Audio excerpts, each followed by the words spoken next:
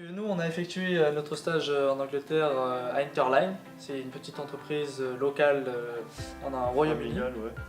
Et au début, c'était qu'une petite entreprise familiale. Et après, ça s'est un petit peu agrandi dans certaines villes, on va dire les plus connues, par exemple Paignton, Torquay, etc., etc.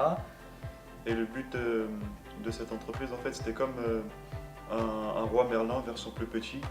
On faisait souvent de la manutention et de la prise de commande. Et on n'était pas, malheureusement... On n'était pas habilité pour Ouais, conduire les forklifts, les sérieux élévateurs en français. Alors moi j'ai effectué ma période de stage à Midas Group. C'est une entreprise de construction, mais j'étais dans les bureaux. Je m'occupais de leurs portables, leurs tablettes, leurs ordinateurs. J'étais préparé pour les employés, tout ça. Moi j'étais chez Ace Printwear à Torquay. Je faisais principalement de la vente de vêtements en ligne. J'étais dans une entreprise qui était spécialisée dans la vente en ligne de produits de saison. J'y ai passé 5 semaines avec mon patron qui était Angus Wood. Il m'a appris les différentes tâches de ce métier, notamment gérer les sites internet, compacter les colis, gérer les commandes, tout ça. Alors moi j'ai travaillé dans un garage, TJ Auto Center. C'est un garage de mécanique, de voiture. Là-bas j'ai effectué des vidanges de véhicules, des contrôles techniques de véhicules. J'ai changé aussi des roues, gonflé des roues. J'ai aussi changé des disques de frein. Alors on a été dans la même entreprise et on a été aussi dans la même famille. Accueillis dans la même famille. Ouais, donc du coup on a pu bien s'immerger, c'est-à-dire soit avec les collègues à Interline, soit avec la famille, les enfants, etc. Donc du coup on s'est vraiment bien intégré assez facilement.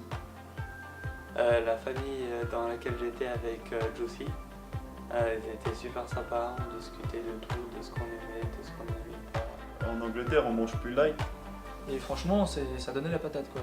C'était hyper sain mais assez laboratif quand même. Franchement j'ai même perdu du poids comme ça. C'était vraiment... Et ce qui était bien aussi, c'est qu'on a rencontré des nouvelles personnes. Au début on avait personne, on s'est dit ouais on va s'ennuyer machin. Mais en fait non, parce qu'en fait la TCPL fait des sorties culturelles et des sortes de petits speed chatting pour que tout le monde s'intègre et tout le monde s'intègre assez facilement. Et on a fait par exemple aussi bowling, on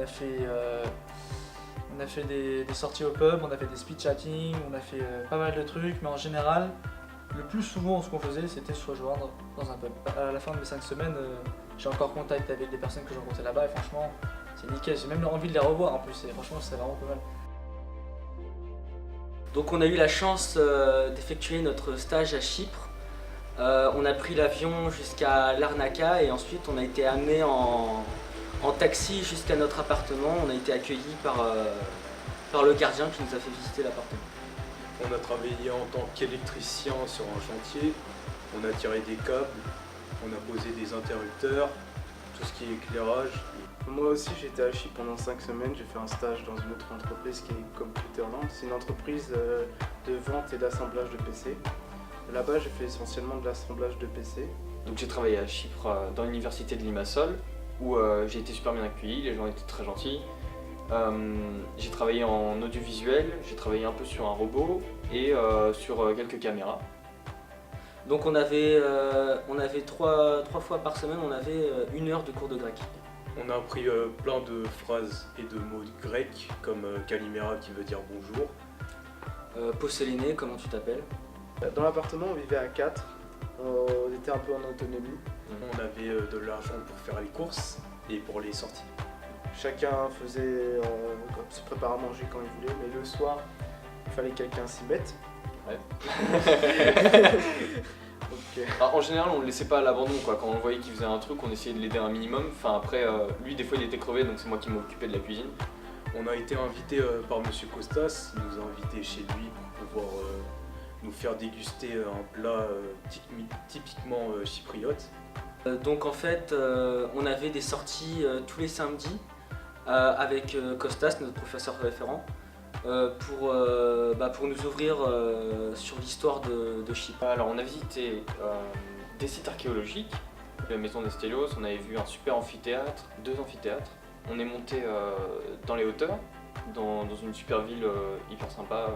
On est allé dans une maison où c'était des amis à Costas qui produisaient du vin et du coup on a pu en goûter un peu. Donc on a pu voir ce que c'était le vin chypriote. Dans le cas où votre niveau d'anglais il est pas forcément bon comme le mien, faut savoir que c'est un stage qui permettra d'augmenter votre niveau d'anglais. Voilà, donc faut pas avoir peur. Les Anglais ils sont très helpful comme ils disent, ils aident beaucoup. Ouais. ils aident les nouvelles personnes qui arrivent. Franchement c'était super. Les gens, comme je disais, les gens ils sont vraiment sympas. Dès qu'on a besoin d'eux, ils nous aident. N'oubliez pas de convertir en France, ouais. en France d'abord, convertir en pound en France, parce que quand vous arrivez là-bas avec Le l'euro change, et ouais. que vous convertissez, vous perdez énormément d'argent. Et du coup, le seul truc que je regrette, c'est de ne pas avoir amené assez d'argent. Avant de partir, surtout bien travailler sur l'anglais, c'est très important, très très important.